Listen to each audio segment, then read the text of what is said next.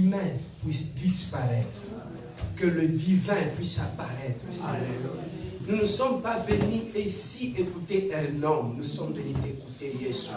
Parle-nous, éternel Dieu. Révèle-nous ta volonté éternelle. Éclaire notre intelligence, Seigneur. Que le Saint-Esprit, qui est l'enseignant par excellence, puisse nous enseigner. Que je puisse disparaître devant ce peuple, afin que le Saint-Esprit, qui enseigne mieux, puisse nous parler, éternel Dieu de gloire. Que la bouche de l'homme puisse se fermer maintenant, Seigneur, afin que la bouche de Dieu s'ouvre, éternel, et nous communique la pensée de Dieu, éternel Dieu. Seigneur, je repousse tout esprit d'intellectualisme, de résistance à la parole, de vol de messages. Je le repousse loin de cet endroit au nom de Jésus-Christ. Donne à tout un chacun de nous un entendement de disciple. Seigneur, nous voulons écouter, Seigneur. Parle à nos cœurs dans le nom merveilleux et précieux de notre Seigneur Jésus-Christ. Quelqu'un dit Amen. Amen. Que Dieu nous bénisse. Nous pouvons nous asseoir. Merci la chorale. N'est-ce pas que quelqu'un a été béni ce matin? Amen. Lorsque je passe le temps dans la présence de Dieu, je comprends toujours une chose que David a dit, mon cœur est dans la joie. Lorsqu'on me dit d'aller à la maison de l'Éternel. Alors, je me suis posé une question. Seigneur, David, il était riche, il était roi. Mais pourquoi il ne pouvait pas se dire que mon cœur est dans la joie lorsqu'on me vénère, lorsqu'on dit de bonnes choses sur moi, lorsque je me retrouve dans toute cette richesse? Pourquoi mon cœur ne trouve pas la joie ici? David avait compris une chose. Tout ce qu'il était, la source était Dieu.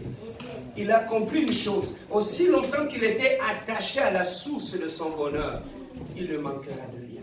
Voilà pourquoi il trouvait la joie. Amen. Dans la maison de l'Éternel. Bien aimé, la maison de l'Éternel, c'est un lieu où quand on entre avec des problèmes, on rentre dans la paix. Amen. À l'église, on ne vient pas avec des problèmes et on rentre avec des problèmes. À l'église, quand on vient avec des problèmes, on rentre dans la paix. Voilà pourquoi ici, chez nous, nous disons toujours, on est toujours joyeux, content. Alors, les textes que nous allons exploiter aujourd'hui, nous allons prendre nos blocs-notes et nos Bibles, nous allons lire ensemble. Éphésiens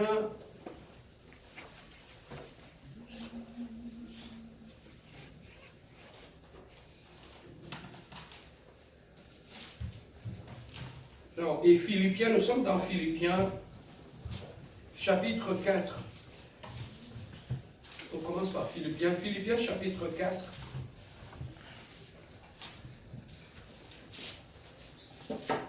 Verset 6. Philippiens, chapitre 4, verset 6. Amen. Amen. N'ayons pas toujours de Bible électronique, ayons aussi de Bible en papier. Amen. Amen. C'est très important pour l'étude biblique. Philippiens, chapitre 4, verset 6. Ayons toujours de Bible en papier. N'ayez jamais honte de la Bible. Amen.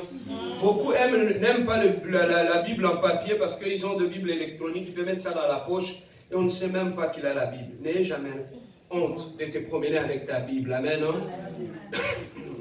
Donc nous sommes dans Philippiens chapitre 4, verset 6. Est-ce que nous sommes tous là? Nous allons lire calmement, doucement, tous d'un commun accord. Amen. 1, 2, 3. Ne vous inquiétez de rien, mais en toute chose, faites connaître vos désirs à Dieu par des prières et des supplications, par des actions de reconnaissance. Amen. Amen. Je relis. Ne vous inquiétez de rien, mais en toute chose, faites connaître vos besoins à Dieu par des prières, des supplications et des actions de grâce.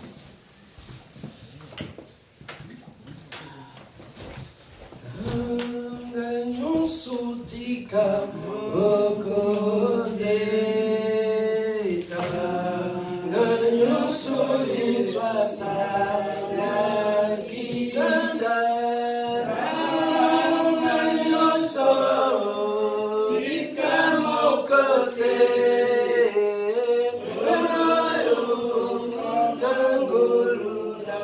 Encore une fois.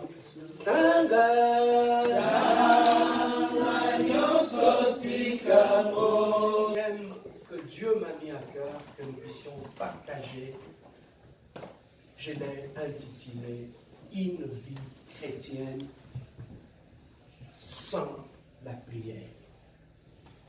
Une vie chrétienne sans la vie de prière. Une vie chrétienne sans la prière. Au travers de ces messages, nous allons comprendre ce qui arrive dans la vie d'un chrétien lorsqu'il n'a pas de vie de prière. Amen. Hein? Qu'est-ce qui arrive réellement? Pourquoi Dieu nous dit prier sans cesse? Mais au travers aussi de cette prédication, nous allons comprendre qu'est-ce qui fait que toi tu ne puisses pas prier. Qu'est-ce qui fait que tu ne puisses pas aimer la prière? Amen. Hein? Amen. Voilà ce que Dieu a voulu nous parler ce soir. Bien-aimés, je bénis le Seigneur parce qu'à chaque fois que Dieu me met à cœur un thème, je demande toujours à Dieu qu'il puisse me donner un signe, qu'il puisse me révéler qu'il est avec moi, qu'il est avec ce message. Une fois, je vais vous faire ce témoignage-là, j'avais préparé un message. Lorsque nous étions encore dans une autre église, j'avais préparé mon message. Alors, je priais pour ce message, mais à un moment donné, bien aimé, la chair commençait à me parler. Pasteur, cette prière est très dure, cette prédication est très dure. Tu ne peux pas enseigner cet enseignement, tu vas avoir des problèmes. Ne prêche pas cet enseignement. J'ai dit, ok, j'ai écouté la chair, j'ai pris mon stylo, j'ai changé de prédication. J'ai voulu adoucir un peu la prédication pour éviter le problème. Bien aimé, il était 1h du matin. Il nous sait, m'a appelé. Il a dit, pasteur, j'étais endormi. Le Saint-Esprit m'a révélé. Il m'a réveillé la nuit. La première fois, il m'a dit, appelle ton pasteur. Dis-lui qu'il ne change pas le message. La sœur a dit non, il est 1h du matin, je ne peux pas réveiller le pasteur. Elle s'est endormie. 30 minutes après, le même message. Réveille-toi, parle à mon serviteur, qu'il ne change pas son message. Il était 1h, le téléphone a commencé à sonner. Je croyais que c'était le travail, parce que là où je travaille, on m'appelle à n'importe quel moment, quand il y a une situation, ils m'appellent pour que je puisse leur donner des instructions sur ce qu'ils vont faire. Mais cette fois-là, ce n'était pas le travail qui m'avait appelé, c'était la sœur qui m'a appelé. Il me dit, pasteur, je ne sais pas, mais le Dieu me dit de te dire, ne change pas le message, garde le message qu'il t'avait donné. Frère, ce que je faisais, je ne l'avais même pas dit à ma femme, je le faisais moi-même.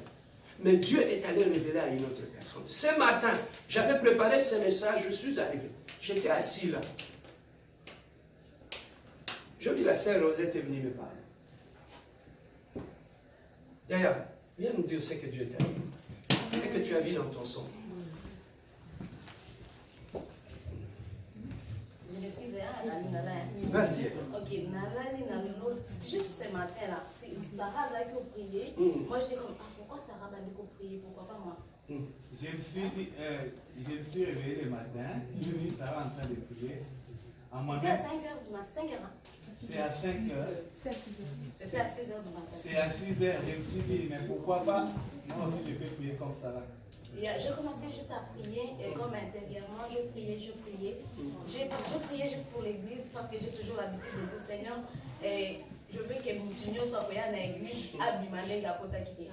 J'ai prié comme j'ai l'habitude de prier pour l'église en disant que personne rentre comme il est venu. Et là, juste, c'est ça qui m'a pas prier. Je ne suis même pas terminé la prière, je me suis endormi. Maman pasteur, Sarah, tout le monde. Je me suis dit qu'on était ensemble, maman pasteur, Sarah et tout le monde de l'église. On était en train de chauffer du lait pour que batunyo se va dans l'église. pour que tout le monde puisse boire. Comme il dit que n'a pas je ne sais pas qui m'a parlé, si c'était elle, je ne sais pas. Et une personne vient me dire comme ça là, que chauffer mille parce que ceux qui vont chauffer en côté et qu'on béba. Batouba mélango avant, ceux qui batouba mélango avant. C'est comme juste, c'était très important que ba mélango, ceux qui va mêler en côté et qu'on exhabille, parce que c'est très important pour la maman. Il y avait quelqu'un qui est venu me dire de chauffer une tasse ou un gobelet qui était à côté et de chauffer trop vite, sinon ça va être Amen. Amen. Nous allons entrer dans le message et vous allez comprendre le sens de ce qu'elle a dit. Amen. Amen. Écoutez ma prédication, dans la prédication, vous allez comprendre ce qu'elle est en train de dire. Amen. Amen. Alors, le thème que nous allons exploiter ce matin, je l'ai intitulé « Une vie chrétienne sans la prière ». Qu'est-ce qui arrive dans la vie chrétienne lorsqu'il n'y a pas de vie de prière? Bien aimé, ici dans ce texte, c'est l'apôtre Paul qui est en train de nous enseigner. L'apôtre Paul est en train de nous enseigner. Il nous dit, ne vous inquiétez de rien, mais en toute chose, faites connaître vos besoins à Dieu par des prières, des supplications et des actions de grâce. Le verset 7 dit ceci, et la paix de Dieu, qui surpasse toute intelligence, gardera vos cœurs et vos pensées. Ça, c'est la conséquence de ce qui était, l'action qui était faite en amont. Et comme conséquence, ici nous comprenons que celui qui ne s'inquiète pas, mais qui parle à Dieu de ses problèmes, qu'est-ce qui arrive dans sa vie? Ça, c'est dans le verset 6. On nous dit de vous inquiéter de rien. Ça, c'est l'état de la personne qui traverse un temps difficile. La personne qui est face à une situation inconnue. Qu'est-ce que l'être humain fait? Il s'inquiète. L'homme a toujours tendance de s'inquiéter face au lendemain. Comme nous ne savons pas qu'est-ce qui va arriver demain, ça nous inquiète. Amen. Hein? Amen. On est inquiété par rapport à la situation parce qu'on ne contrôle pas tout dans la vie. On ne contrôle pas, on s'inquiète de tout. Les enfants vont à l'école, on s'inquiète. Nous allons au travail, on s'inquiète. Est-ce qu'on va payer le loyer? On s'inquiète. On s'inquiète, bien aimé, pour tout. Est-ce qu'on est en bonne santé? Il y a toujours des inquiétudes dans notre vie étant des êtres humains. Mais la Bible nous dit, au travers de Paul, il nous dit, ne vous inquiétez pas. Ne vous inquiétez de rien. Quelle assurance que cet homme avait. Je ne contrôle pas ce qui va arriver demain. Je ne sais pas en sortant ce matin si je vais rentrer chez moi à la maison. Mais ici, lorsque je dis, Paul, qu'est-ce que tu dis? Paul me dit, ne t'inquiète de rien. Papa, quelle dimension d'assurance. Je ne sais pas si tu réalises ça. Il te dit, même lorsque ton enfant va à l'école, ne t'inquiète pas. Même lorsque tu as des maux de tête, ne t'inquiète pas. Lorsque le médecin te dit, tu n'as pas encore 5 ans à vivre, Paul te dit, ne t'inquiète pas. Mais d'où peut venir cette assurance? Papa, pour avoir cette assurance, de ne pas t'inquiéter face à une situation, c'est d'abord de connaître. Papa, je vais vous dire une chose. Quand tu as $2000 dans les comptes, tu sors là, ton auto, où il y a une situation, on te dit que non, pour qu'on répare le pneu de ton auto, il faut que tu payes $200. Le médecin te dit, ou le mécanicien te dit, il faut que tu payes $200 pour qu'on répare ton auto. Yaya, tu vas dormir en paix. Hein? Pourquoi? Parce que tu sais que dans ton compte, tu as $2000. Amen. Hein? Mais qu'est-ce qui amène là? Qu'est-ce qui te donne cette assurance? Parce que tu sais qu'est-ce que tu as dans ton compte. C'est que la connaissance de ce que tu as te rassure face à un inconnu. Oh, je ne sais pas si on me comprend. Lorsque je sais ce que j'ai, ça à me rassurer face à l'inconnu. C'est que Paul, pour dire ne vous inquiétez de rien, il savait qu'en lui ou en nous, on a un Dieu qui se suffit en tout, qui a tout, qui peut répondre à tous les problèmes. Mais qu'est-ce qui amène l'inquiétude dans la vie d'un chrétien? C'est la méconnaissance de qui il est, de qui il a comme Dieu. Amen. Hein? Papa, tu peux être face à la même situation et que la situation n'a pas changé. Mais lorsque Dieu t'ouvre les yeux pour te dire qui il est pour toi, dans cette agitation, il y a une paix qui va commencer à s'installer. Mais le problème reste le même. Amen. Hein? C'est comme un enfant. Lorsque un père dit à son enfant, monte sur la table. Et l'enfant dit à papa, papa, je vais sauter. Papa dit, saute, je vais te prendre dans mes bras. Est-ce que cet enfant de 5 ans va réfléchir? Non. Est-ce qu'il va penser dans sa tête que si je saute, je peux tomber, je peux me briser la main? Non. Mais le seul fait qu'il fait confiance à son père, il sait que mon père est fort. Il sait que mon père m'aime tellement qu'il ne me laissera pas tomber. Et cette assurance-là fera en sorte que l'enfant puisse trouver la paix. Même face au danger, il peut sauter dans les vides parce qu'il sait que les bras de mon père sont là. Tu t'inquiètes pour beaucoup de choses. Tu sais pourquoi? C'est tout simplement parce que tu ne connais pas le Dieu que tu pries. Papa, ne t'en fais pas.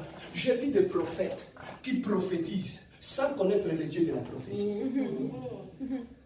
J'ai vu des pasteurs prêcher bien, mais sans connaître le véritable Dieu qu'ils prêchent. La première des choses, c'est d'abord de connaître Dieu. Voilà pourquoi Paul dit, ne vous inquiétez de rien. C'est que mon doigt atteindre les dimensions, mon corps, il y a bouillé, il y a ensemble, où il s'agit que même au milieu de la tempête, qu'il trouve la paix.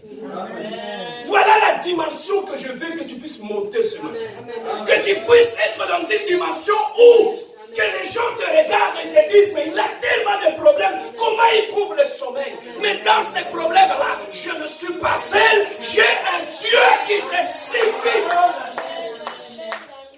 Qui se suffit. Bien-aimé, lorsqu'on a une vie chrétienne qui est remplie d'inquiétudes, c'est là que les erreurs vont commencer. Les inquiétudes dans la vie d'un enfant de Dieu nous poussent à faire des erreurs. Papa, Sarah, plus de 90 ans, il a triplé la ménopause. Et il a commencé à s'inquiéter. Est-ce que je donnerai un enfant à mon mari?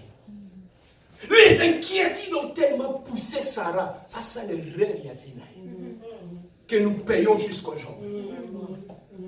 À cause des inquiétudes. L'ange lui a dit, Sarah, tu vas enfanter. À qui? Il a dit, mais moi je suis une vieille femme. Je n'ai pratiquement plus de trompe. Cet enfant viendra d'où? Bien aimé, Sarah avait commis cette erreur. Il a demandé à son mari, papa, va avec la servante, il va te faire un enfant. Ils ont fait un enfant. Et cet enfant et cette femme ont commencé à créer des problèmes dans le mariage de Sarah. Jusqu'à ce que Sarah elle-même, qui avait donné l'autorisation, elle a demandé à son mari Benanaï. On a chassé l'enfant. L'enfant est parti. Papa, l'enfant est parti. La femme sont partis. Jusqu'aujourd'hui, l'enfant qui était parti, débarras autour. Et les enfants que Sarah Botaki, ce sont les Israélites que tu vois. Tu vois que ces deux semences se battent jusqu'aujourd'hui. Même sur cette terre des hommes, qui m'y a insulté à cause de ces deux semences qui se battent. Et cette guerre a commencé où? À partir tout simplement qu'une personne a commencé à s'inquiéter. C'est là que les erreurs ont commencé. Même dans notre vie, bien aimé dans le Seigneur, lorsque nous commençons à nous inquiéter, c'est là que les erreurs commencent. Lorsque je regarde mon âge, lorsque je regarde ma vie, Je dis, mon âge est avancé. Trouverai-je encore un mariage? Aurai-je encore des enfants? Les inquiétudes, suite à ces inquiétudes, ça va me pousser. Tu sais, les inquiétudes font quoi? Ça te déstabilise. Les inquiétudes te poussent à perdre la foi. Et les inquiétudes baissent le standard. Même dans ta vie, je prends même l'exemple de nos sœurs. Tu vas remarquer que même dans la vie de nos sœurs, c'est une sœur qui était bien, elle avait une personnalité. Son genre d'homme, c'était des gens instruits, des gens qui sont corrects. Mais à cause de l'inquiétude, cette femme qui avait un standard hautement élevé, à cause de l'inquiétude, elle va baisser le standard. Jusqu'à ce qu'elle va ouvrir son cœur à un homme qui ne le vaut même pas. Amen. Cause, il y a l'inquiétude. Je dis toujours aux gens, lorsque les inquiétudes amènent le désespoir, lorsque le désespoir arrive, on est prêt à accepter n'importe quoi. Nous serons tombés dans le désespoir, la vie n'a eu. Il perd tout. Voilà pourquoi, bien-aimé, ici, l'apôtre Paul nous dit, pour être fort dans la vie, tu dois atteindre une dimension de ne plus t'inquiéter. Oh, j'ai un Dieu qui contrôle aujourd'hui, demain et le lendemain. Et Paul nous dit, en tant que chrétiens, nous ne pouvons pas demeurer dans les inquiétudes de notre demain. Car notre Dieu, c'est celui qui prendra soin de ton demain. Amen. Hein? Alors, au-delà des inquiétudes, qu'est-ce qu'il nous dit? Qu'est-ce qui peut faire en sorte qu'un chrétien ne demeure pas dans les inquiétudes? La première des choses que Paul nous dit, ne vous inquiétez de rien, mais en toutes choses.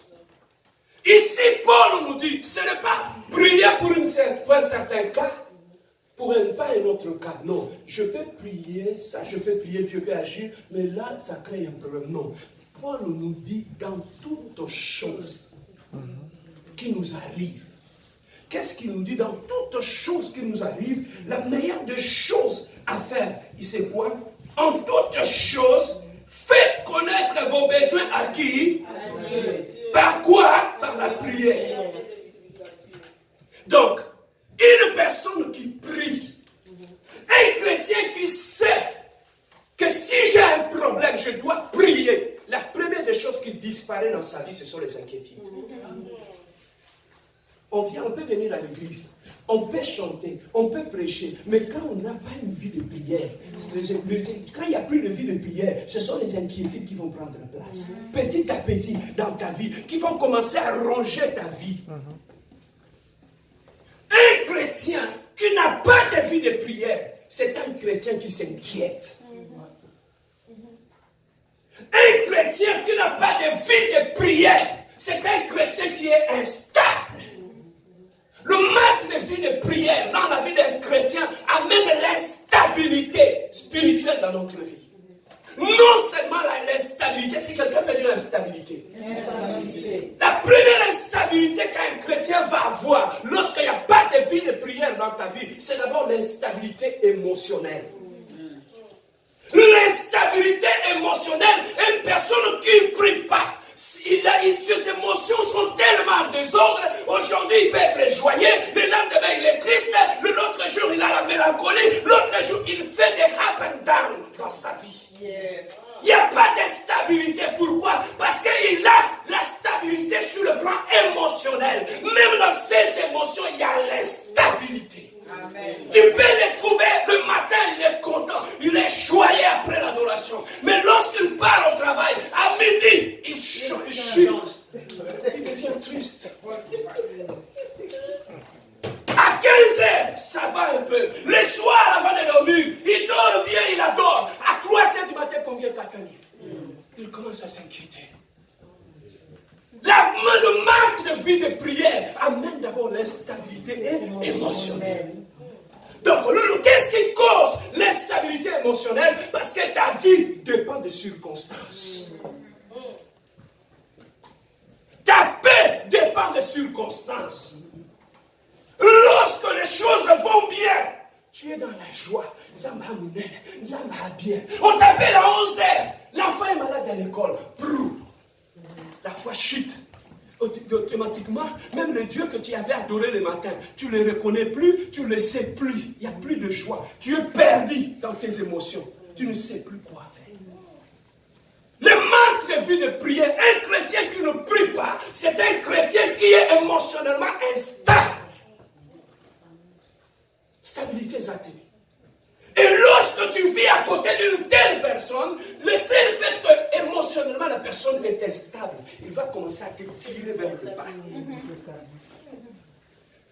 Il va te tirer vers le bas. N'as-tu pas vu quelqu'un a un problème? Tu lui parles.